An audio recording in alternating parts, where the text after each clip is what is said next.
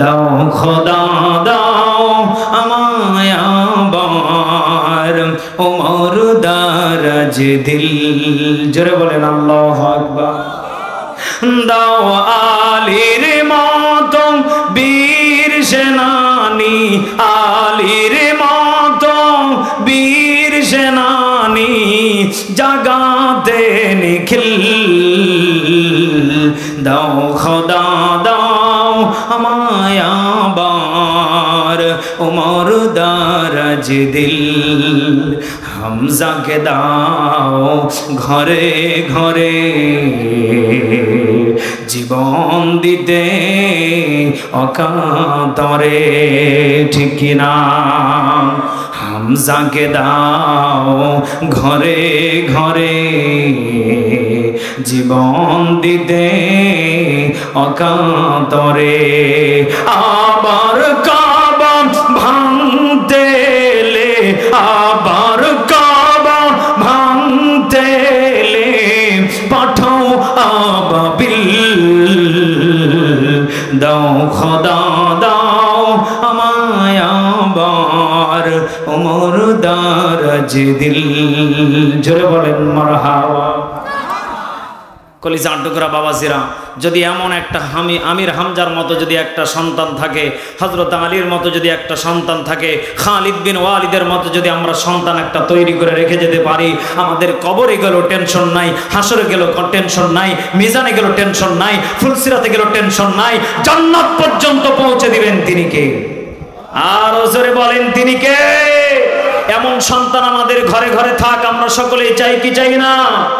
আরো জোরে বলেন চাই কি চাই না? কলিজার টুকরা বাবাজিরা, যে কথা বলতে চাচ্ছিলাম, আজকের মেন গুরুত্বপূর্ণ একটা আলোচনা, সেটা হলো আমাদের দিলের ভিতরে ভয় থাকা লাগবে কার? 24টা ঘন্টা গোনা করি, এরপর আমাদেরকে ডাকেন তিনি কে? আল্লাহ রাব্বুল আলামিন ডাক দিয়ে বলতেছেন, বান্দা যত পরিমাণ তোমরা গুনাহ করো না কেন বান্দা, আমি আল্লাহ রহমান, আমি আল্লাহ রহিম, আমি আল্লাহ গফফার, আমি আল্লাহ রিজিক দাতা, আমি আল্লাহ সব কিছু ক্ষমা করে দিব। বান্দা কেবলমাত্র শুধুমাত্র সেজদায় যে আমাকে বলবে সুবহানা রাব্বিয়াল আ'লা, আমি আল্লাহ রাব্বুল আলামিন তামাম জিন্দেগির গুনাহগুলি মাফ করে দেব। সুবহানাল্লাহ পড়েন। আল্লাহ নবীজি বলতেছেন, খলিফাতুল মুসলিমিন হযরত ওমর, তুমি কি জানো আল্লাহ আমাকে যে হাউজে কাউসার নামক নিয়ামতটা দিয়েছেন, এ হাউজে কাউসার আমার ওই সমস্ত উম্মতে মুহাম্মাদিরা পাবে যারা আমাকে, আমার আল্লাহকে ভয় করেছে, দুনিয়ার বুকে হারাম ভক্ষণ করে নাই, মানুষকে ধোঁকা দিয়ে বোকা বানায় নাই, মানুষের প্রতি জুলুম করে নাই, মানুষের প্রতি অন্যায়ভাবে ধোঁকা দিয়ে বোকা বানিয়ে ভালো খাবারগুলিকে ধোঁকা দিয়ে হারাম বানিয়ে খেয়েছে। আমি আল্লাহ রাব্বুল আলামিনের নবী জানিয়ে দিলাম, যারা ভালো সৎ পথে চলেছে আমি ওই সমস্ত উম্মতদেরকে হাউজে কাউসারের পানি পান করে জান্নাত পর্যন্ত তাদেরকে পৌঁছে দিব। চিৎকার মেরে বলেন আল্লাহু আকবার। কলিজার টুকরা মা বোনেরা, আপনাদেরকে নিয়ে ছোট্ট একটা কথা বলবো। আমলের নিয়তে প্রত্যেকের শোনা দরকার আছে না নেই? কারণ আমি যতটুকু জানতে পেরেছি আজকের মাহফিলে মা বোন আপনাদের চাইতে বেশি নাকি? আম্মা জান খাদিজাতুল কুবরা রাসূলকে একদিন বলতেছেন, ইয়া রাসূলুল্লাহ, আপনাকে আমার এত ভালো লাগে, আপনার চলাফেরা এত মহব্বত আমাকে ভালো লাগে, আপনি যখন বাহির থেকে আসেন আমি খাদিজা আপনার দিকে তাকিয়ে থাকি, কখন যেন আমার স্বামীর আমি ঘামগুলো মোছে, আমার স্বামীকে আমি পাখার বাতাস দিয়ে আমার স্বামীর শরীরটাকে আমি ঠান্ডা করে শীতল করে দেব। আমার স্বামীর ভালোবাসা দিতে এত পরিমাণ আমার আগ্রহ থাকে। ইয়া রাসূলুল্লাহ, এর বিনিময়ে কি আমি খাদিজা আল্লাহর জান্নাত পাবো? আল্লাহু আকবার বলেন। আল্লাহর নবীজির বিবি হলে টেনশন আছে? বলেন বলেন। কোনো টেনশন নেই, নিঃসন্দেহে জান্নাত সার্টিফিকেট প্রাপ্ত। এরপরও বলতেছি, ইয়া রাসূলুল্লাহ, আপনার এত খেদমত করি জান্নাত কি পাবো? আল্লাহর নবীজি মুচকি হাসি দিয়ে বলে, খাদিজা নিজ নিজ কবরের সকলে উত্তর দেবে। খাদিজা জানি না, একমাত্র জানেন তিনি কে। আর জোরে বলেন তিনি কে। অথচ আমার দেশের মা বোন সারাটা দিন আপনি কর্ম করে আসলেন, যদি বলেন বিবি রে একটু লুঙ্গি গামছাটা দাও, টিবল পাড়ে গিয়ে পুকুরে গিয়ে গোসল করব, বিবি ঝাঁস দেখিয়ে বলে তোমার লুঙ্গি কোথায় রেখেছো তুমি জানো, মন চাই যেখানে রাখো, তোমার মন চাই যেখানে রাখো, নিয়ে গোসলে যাও। কথা বলে না কেন? অথচ আল্লাহর নবীজি একটা হাদিসের ভিতরে বলেন, আদ-দুনিয়া কুল্লুহা মাতাউল খাইর ওয়া খায়রুল মাতাইদ দুনিয়া ইমরাতুস সালিহাত। 4 শ্রেণীর ব্যক্তিকে আল্লাহ জান্নাতে দেবে। এর 1 নাম্বার হলো ওই শ্রেণী যারা নবীজিকে, ওই শ্রেণীর মহিলা আম্মাজান খাদিজার মতো আল্লাহর নবীজি বাহির থেকে আসলে খেদমতের জন্য পাগল পারা হয়ে যেতেন। আল্লাহু আকবার। ওই সমস্ত মা বোন কি আমার দেশে আছে? কি লজ্জা পাচ্ছেন নাকি? বলেন, ভয় হচ্ছে আপনাদের? বলেন বলেন, আছে? হাজারে একটা। আমি সিলেটে গিয়েছিলাম সুনামগঞ্জ এক মাহফিলে, আমার পাশে এরকম একজন মুরব্বী দাদা বসে আছে। আমি বললাম, দাদা ভাই আপনার বয়স তো প্রায় 70 পার হয়ে গেছে, এই মাহফিলে প্রায় 5000 মানুষ বসে আছে, আপনাকে যদি 5000 মানুষ যদি বলে আপনি দাদা ভাই আপনি মরে যান, আপনি মরবেন? উপহার স্বরূপ আপনার বিবিকে 5 লক্ষ টাকা দেওয়া হবে। দাদা ভাই মুচকিয়ে হাসি দিয়ে আমার হাতটাকে ধরে সঙ্গে সঙ্গে বলতেছে, দাদা ভাই এখনো পর্যন্ত আপনার দাদির ভালোবাসা ফুরায় নাই, এখনো রাত 12টা 1টা বেজে গেলেও আমাকে পান বাটাতে করে বেটে বেটে খাওয়ায়। চিৎকার মেরে বলেন আল্লাহু আকবার। কি ভালোবাসা গো, কি মহব্বত তাদের ভিতরে। আমাকে বলতেছে, দাদা ভাই আরো যদি 100 বছর আল্লাহ হায়াত দেয় আমরা দুইজনে এইভাবেই বেঁচে থাকতে চাই। সুবহানাল্লাহ পড়েন। অথচ যদি আমাদের বিবিকে বলি তোমার হাতের রান্না ভালো না, মিশায় যদি খালি কোন রকম যদি একদিন ঝাড়ি মারেন 5 দিন পর্যন্ত ফেরেশতা তাকাবে না, মনে হচ্ছে ওকে শয়তানে নাজিল করেছে কিছু, তাকাস না। মাঝে মাঝে বিবির প্রশংসা করবেন, দেখবেন মাথার তালু থেকে পায়ের তালু পর্যন্ত খেদমত করবে। মাঝে মাঝে বিবিকে গালি দিবেন, বকা দিবেন, এমন আপনার সাথে ব্যবহার করবে মনে হবে দুনিয়া তার বেঁচে থাকার ইচ্ছা নেই। ভালো লাগে না? কথা বলে না কেন?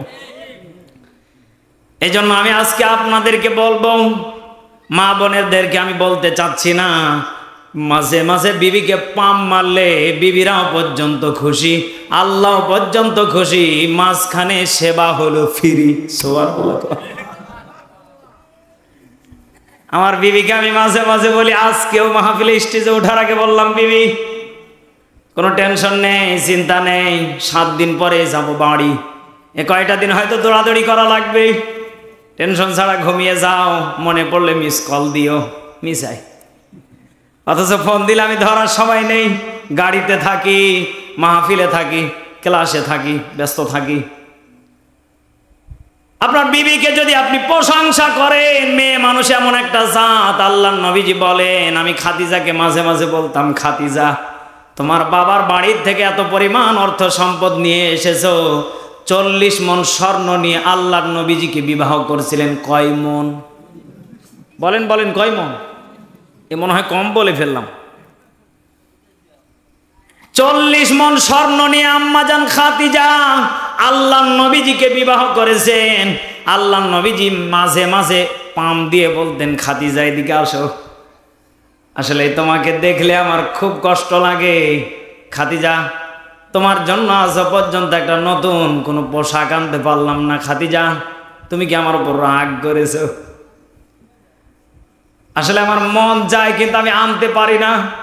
মক্কা নগরীতে মদিনাতে আমি দাওয়াত দিতে দিতে সকাল থেকে সন্ধ্যা পর্যন্ত আমার সময় চলে যায়, খাদিজা তোমাকে সময় দিতে পারি না, দুনিয়াতে না দিতে পারলেও আমি তোমাকে জান্নাতে সময় দেব।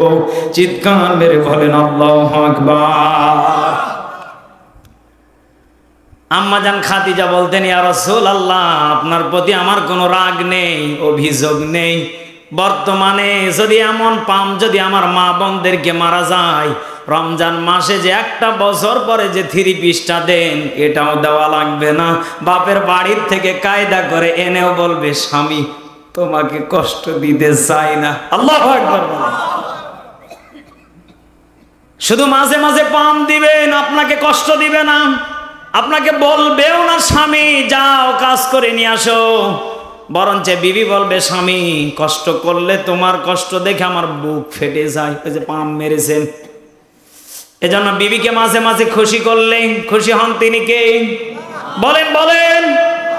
মানুষকে যদি আপনি সুখে রাখতে চান, নারীদেরকে পাম মারা লাগবে। অশান্তির কারাগারে যদি রাখতে চান, তাদেরকে রাগ দেখাবেন, আপনিও পর্যন্ত ধ্বংস হয়ে যাবেন। কথা বলেন না কেন? কলিজার টুকরা বাবাজিরা, এই জন্য মা বোনদেরকে মাঝে মাঝে পাম দেওয়া দরকার আছে না নেই? আরো জোরে বলেন, আছে না নেই?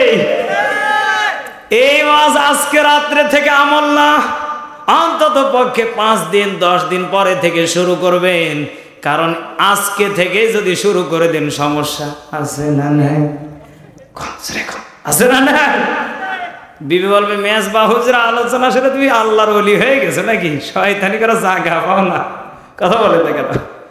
এই জন্য আজকে থেকে অন্তত পক্ষে সালাম দেওয়া চালু করবেন। কি দেওয়া শুরু করবেন? সালাম। আজকে অধিকাংশ আমার দেশের যুবকেরা সালাম দেয় ভাবিকে, অথচ আল্লাহ এত সুন্দর একটা পরীর মতো বিবি দিয়েছে, যা আল্লাহ একটা হোর তার ঘরে দিয়েছে। ওই যে একটা কথায় আছে না, যে নতুন নতুন দেখলে, আপডেট জিনিস দেখলে ওটাই ভালো লাগে, কিন্তু যেই লাউ সেই কত। কথা বলেন না কেন? আজকে যদি আমার যুবকেরা, আমার মুরব্বী আব্বাজান বাবারা যদি আজকে ঘরে ঢুকতে যদি বিবিকে সালাম দিয়ে ঢোকে, বের হতে যদি বিবিকে সালাম দিয়ে বের হয়, বাংলার জমিনে জেনা, ব্যভিচার, ইফটিজিং প্রত্যেকটা রাস্তাঘাটে পরিবারে বন্ধ হয়ে যাবে। কথা বলেন ঠিক কিনা? সেদিন সোশ্যাল মিডিয়াতে দেখলাম, মানদার এক মেয়ে বললে ভুল হবে, মহিলা মানুষ, বয়স প্রায় 45, এক মাস্টারের ছেলের সাথে তার অবৈধ সম্পর্ক। তার ছেলে আছে, বেটার বউ আছে, বাচ্চা কাচ্চা সবই আছে। মাস্টারের বাড়িতে যে অনশন করতেছে, সমস্যা কি? আমাকে বিয়ের প্রলোভন দেখে আমার সব কিছু লুটে পুটে খেয়েছি। সুবহানাল্লাহ। বলেন কিছু বলেন, আরে ভাই কিছু বলেন। এত একটা বেহায়া মহিলা গিয়ে তার বাড়িতে বসে মিডিয়ার সামনে জোর গলাতে বলতেছে, আমাকে বিয়ে দেওয়া লাগবে, আর না হলে আমি এখানে বিষ খাবো। ওরে বাপ রে বাপ, সুবহানাল্লাহ, নাউজুবিল্লাহ জোরে বলেন। আসলে আমাদের মুসলমান যে আমরা একটা জাতি, আমরা লজ্জিত যে আমাদের মুসলমানদের ভিতরে এরকম কুকর্ম, উল্টা পাল্টা জেনা বেবিচার আজকে ওপেনে হয়ে যাচ্ছে। কথা বলেন কেন? এজন্য আমাদের সতর্ক থাকা দরকার আছে না নেই? আরো জোরে বলেন, আছে না নেই? যদি আজকে আমরা সতর্ক না হই, যদি আমার মেয়েদেরকে, যদি আমার বোনদেরকে পর্দা করা যদি না শিখাই, বাংলার জমিনে শুধু নয়, রাস্তাঘাটে ইফটিজিং বেড়ে যাবে, রাস্তাঘাটে যুবকেরা অ্যাসিড মারবে। কথা বলেন ঠিক কিনা? এই জন্য বাচ্চু আনসারি একটা কথা কয়, আমি ঠগি নাই, আমি ঠগি নাই রে, তুমি আমার 10 নম্বর বিবি রে। স্বামী এবার কি বলতেছে বিবিকে, যে তুমি আমার 10 নম্বর বিবি। কে বলতেছে? কথা কয় না। স্বামী বিবিরে বলতেছে, আমি ঠগি নাই, তুমি আমার 10 নম্বর বিবি। মানে বিয়ার আগে 9টা খাইছে। সুবহানাল্লাহ, নাউজুবিল্লাহ, আরো জোরে কও। এবার বিবি বাসর ঘরে ডাক দে বলতেছে, তুমি একাই জিতছো, আমিও দেখো কতগুলা কন্টাক্ট করে খাইছি। আমি ঠগি নাই, আমি ঠগি নাই রে, আজ সত্যি কইরা বইলা গেলাম, তুমি আমার 11 নম্বর স্বামী রে। ঠকছে কে? কথা কয় না। ঠকছে হলো যুবক ভাই। কথা কন ঠিক কিনা?